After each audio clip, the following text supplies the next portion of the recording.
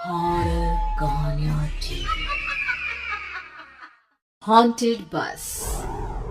रात के करीब 11 बज रहे थे। सड़क पर इक्का दुक्का गाड़ियां चल रही थी। अपनी नाइट शिफ्ट खत्म करके शीला और निकिता बस स्टॉप पर खड़ी थी। आज तो हमें बहुत देर हो गई। पता नहीं घर जाने के लिए हमें कोई साधन मिलेगा भी या नहीं। अगर कोई साधन नहीं मिला तो कहीं रात इसी बस स्टॉप पर ना बितानी पड़े। अपनी काली जुबान बंद कर। जब देखो तब उल्टी बातें ही करती है। अरे कुछ देर रुक जाना, कुछ ना कुछ मिल ही जाएगा। लेकिन काफी देर तक इंतजार करने के बाद भी उन्हें कोई बस नहीं मिलती। धीरे धीरे समय के साथ साथ सड़क पर चलने वाली गाड़ियों का दिखना भी बंद हो जाता है। अरे ये देख, अब तो सड़क पर एक भी गाड़ी नहीं दिख रही। दूर दूर तक गाड़ी और किसी इंसान का नामो निशान नहीं है। एक काम करते हैं, वापस अपने ऑफिस चलते हैं। हम दोनों आज रात वहीं गुजार लेंगे। देख, तुझे अच्छी तरह पता है 10 बजे के बाद चौकीदार ऑफिस के मेन गेट पर ताला लगाकर अपने घर चला जाता है। ऑफिस जाने का कोई फायदा नहीं है। इस सुनसान सड़कों देख मुझे बहुत घबराहट हो रही है। एक काम करना, उसी चौकीदार के घर चलते हैं। वो भी तो परिवार वाला है। हम बेफिक्र होकर आज रात उसके घर पर रुक सकते हैं। अरे पागल, चौकीदार 10 बाई 10 की खोली में रहता है। उसके 4 बच्चे हैं। भला वो हमें अपने घर में कौन सी जगह देगा। अब तो ना ये बेकार की बातें बंद कर और चुपचाप खड़ी रहे। शायद कोई लिफ्ट ही मिल जाए। फिर काफी देर इंतजार करने के बाद आखिरकार एक नीले रंग की बस उनके सामने आकर रुकती है। बस का दरवाजा खोल कंडक्टर उन दोनों से कहता है, कहिए कहाँ जाना है आप दोनों को? देखिए मेरी पूरी बस खाली पड़ी है। मैं आप दोनों को आपके ठिकाने पर छोड़ दूंगा। इतना कहकर कंडक्टर मुंह में भरे पान की पिचकारी सड़क पर दे मारता है। निकिता, लोगों का कहना है कि कुछ महीने पहले इसी तरह अंधेरी रात में एक नीली बस के अंदर कुछ बदमाशों ने एक जवान लड़की की हत्या कर दी थी। इस बस का रंग भी नीला है। कहीं ये वही बस तो नहीं? कंडक्टर शीला की बात सुन लेता है और मुस्कुराते हुए कहता है, देखिए मेम साहब, उस घटना के बारे में मैंने भी सुना है। माना कि उस बस का रंग और मेरी बस का रंग एक है, लेकिन दुनिया में नीले रंग की एक ही बस तो नहीं है ना। हा? ये तो सिर्फ एक इत्तेफाक है। देखिए हमारी बस में एक मेम साहब पहले से ही बैठी हैं। चाहे तो आप देख लीजिए। निकिता गर्दन उठाकर देखती है तो बस के पीछे वाले हिस्से में एक लड़की कंबल ओढ़े बैठी हुई थी। सही तो बोल रहे हैं भैया, बस में पहले से एक लड़की बैठी है। चलो हम भी बैठ जाते हैं, वैसे भी बहुत देर हो गई है। अरे ठहर जाना निकिता, मुझे डर लग रहा है। अरे तुझे इतना ही डर लग रहा है तो तू यहीं खड़ी रहे, मैं तो चली। अरे तू मुझे छोड़कर कहाँ जा रही है? मैं भी चलती हूँ। दोनों बस में जाकर बैठ जाती हैं। देखते ही देखते ड्राइवर बस को तेज रफ्तार में चलाना शुरू कर देता है। तभी शीला की नजर पीछे वाली सीट पर अकेली बैठी लड़की पर पड़ती है। उस लड़की की लाल आंखें और उसका आधा जला हुआ चेहरा देखकर शीला घबरा जाती है। सुन निकिता, हमारे पीछे जो लड़की बैठी है ना, उसकी आंखें एकदम खून की तरह लाल और चेहरा किसी चुड़ैल की तरह डरावना दिख रहा है। अरे छोड़ ना, कौन कैसा दिखता है, मुझे इन सब बातों में कोई दिलचस्पी नहीं है। मैं थोड़ी देर झपकी लेना चाहती हूँ, इसलिए अब तू अपनी बड़बड़ बंद कर प्लीज। बेफिक्र निकिता अपनी आंखें बंद करके बैठ जाती है। दूसरी ओर बस जंगल के रास्ते में पहुंची है। चारों तरफ घना अंधेरा और साथ ही जंगल में मौजूद जंगली जानवरों की डरावनी आवाजें शीला को और भी ज्यादा डराए जा रही थी। थोड़ी ही देर में बस एक बरगद के पेड़ के पास से गुजरती है। तभी अचानक बरगद की डाल पर बैठी एक बिल्ली कूदकर खिड़की के रास्ते शीला की गोद में आ गिरती है। मर गई रे, बचाओ मुझे, कोई बचाओ। शीला के चिल्लाने की वजह से निकिता की आंख खुल जाती है और वो भी घबराकर इधर उधर देखने लगती है। तभी पीछे वाली सीट पर बैठी लड़की उठकर शीला के पास आती है और बिना कुछ कहे उस बिल्ली को शीला की गोद से उठा उसे सहलाते हुए अपनी गोद में लेकर वापस अपनी सीट पर जाकर बैठ जाती है। अरे शीला तो बहुत ही डरपोक है, जरा जरा सी बात पर उछल पड़ती है। मैं कल से अकेले ही सफर करूंगी। अरे मैं क्या करूं? वो बिल्ली अचानक मेरी गोद में आ गिरी। अपनी बकवास बंद कर और मुझे चैन से सोने दे।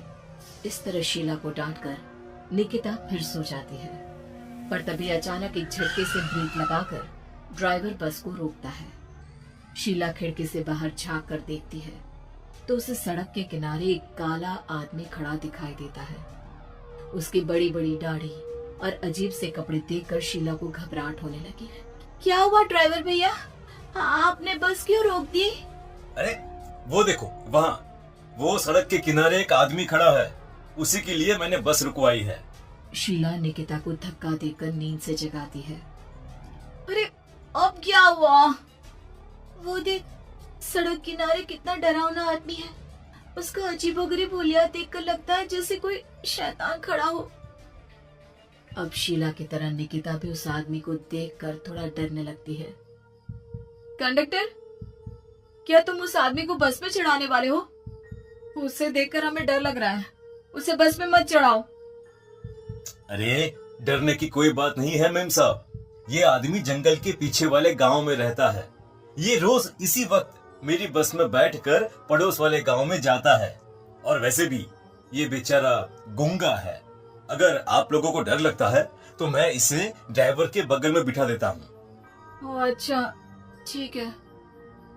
फिर कंडक्टर का इशारा पाते ही वो आदमी बस में सवार हो जाता है। ड्राइवर दोबारा एक्सीलेटर पर जोर देकर बस को आगे बढ़ाता है। थोड़ी ही देर में बस एक घाटी पर चढ़ती है। बस के एक तरफ गहरी और डरावनी खाई थी, पर ड्राइवर को इस बात से कोई फर्क पड़ता नजर नहीं आ रहा था। वो लगातार बस की रफ्तार बढ़ाकर बस चलता जा रहा था। ड्राइवर भैया, आप देखते नहीं क्या बगल में इतनी गहरी खाई है? बस की रफ्तार लगातार बढ़ाए जा रहे हो, थोड़ा धीरे चलाओ ना। अरे मेम साहब, घबराने की कोई बात नहीं है, ये तो मेरा रोज का काम है। मैं तो यहाँ इसी रफ्तार से बस चलाता हूँ। आप बेफिक्र होकर अपनी सीट पर बैठ जाइए, आपको कुछ नहीं होगा। ड्राइवर के कहने पर निकिता शांति से बैठ जाती है। कुछ दूर चलने पर अचानक ड्राइवर बस को सड़क के किनारे रोक देता है। शीला एक बार फिर खिड़की के बाहर झांक कर देखती है, लेकिन इस बार उसे कहीं कोई दिखाई नहीं देता। अरे अब क्या हुआ? तुमने बस क्यों रोक दी? यहाँ तो दूर दूर तक कोई भी नहीं दिखाई दे रहा। ड्राइवर उसकी बात का कोई जवाब नहीं देता, पर कंडक्टर बोल पड़ता है। ये हमारी फेवरेट जगह है, हम अपने सारे अच्छे काम यहीं पर करते हैं। अब हमारा प्रोग्राम खत्म होने के बाद ही बस यहाँ से आगे बढ़ेगी। इतना कहते ही कंडक्टर सीट के नीचे रखी एक शराब की बोतल निकालता है। अरे ये सब क्या है? तुम्हारे बस में सवारी बैठी है, उन्हें घर पहुंचाने की जगह तुम यहाँ सड़क के बीच में बस रोककर शराब पियोगे? बस में लड़कियों के बैठे हुए भी तुम्हें ये सब करते हुए शर्म नहीं आती? कंडक्टर कोई जवाब नहीं देता और मुस्कुराते हुए शराब पीने लगता है। तभी ड्राइवर और दूसरा आदमी भी कंडक्टर के साथ मिलकर शराब पीने लगते हैं। निकिता, मुझे इन तीनों के इरादे कुछ ठीक नहीं लगते। हमने इस बस में बैठकर बहुत बड़ी भूल कर दी। तू घबरा मत, मैं हमेशा अपने पर्स में छोटा सा चाकू रखती हूँ। उसके रहते ये तीनों हमारा कुछ नहीं बिगाड़ पाएंगे। देखो गज्जू भैया, हमारी बस में इस समय 3 जवान लड़कियां बैठी हैं। कहो कहो सबसे पहले किसका शिकार किया जाए? मैं तो कहता हूँ कि सबसे पहले वो जो पीछे अकेले जो बैठी है ना, उसे पकड़ कर लाओ। उसके बाद इन दोनों का प्रोग्राम फिट करेंगे। ठीक है, जैसी तुम्हारी मर्जी। अब वो आदमी पीछे वाली सीट पर बैठी लड़की के पास पहुंचकर उसका हाथ पकड़ लेता है, लेकिन तभी अचानक उस लड़की की आंखें जरूरत से ज्यादा बड़ी और लाल होने लगती है। उसका चेहरा गुस्से से लाल और उसके मुंह से नुकीले दांत दिखने लगते हैं। अरे अरे अरे ये क्या?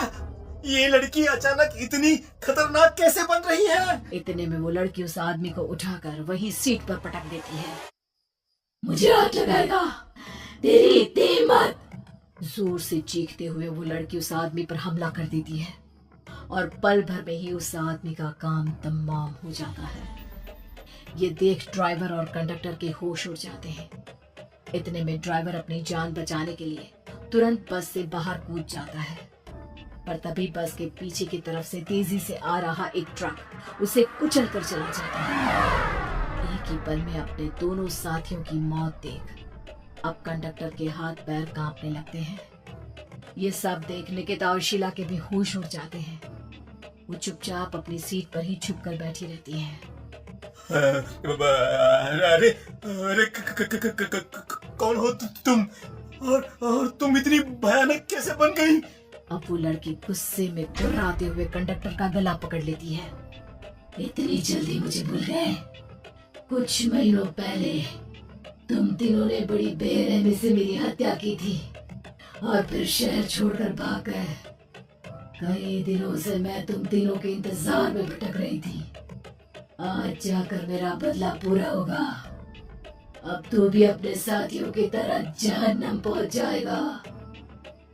अब वो लड़की कंडक्टर को उठाकर बस के पास मौजूद खाई में फेंक देती है। कंडक्टर एक बड़े पत्थर से जा टकराता है और उसकी भी मृत्यु हो जाती है। दूसरी तरफ ये सारा नजारा देख शीला और निकिता बेहोश हो जाती है।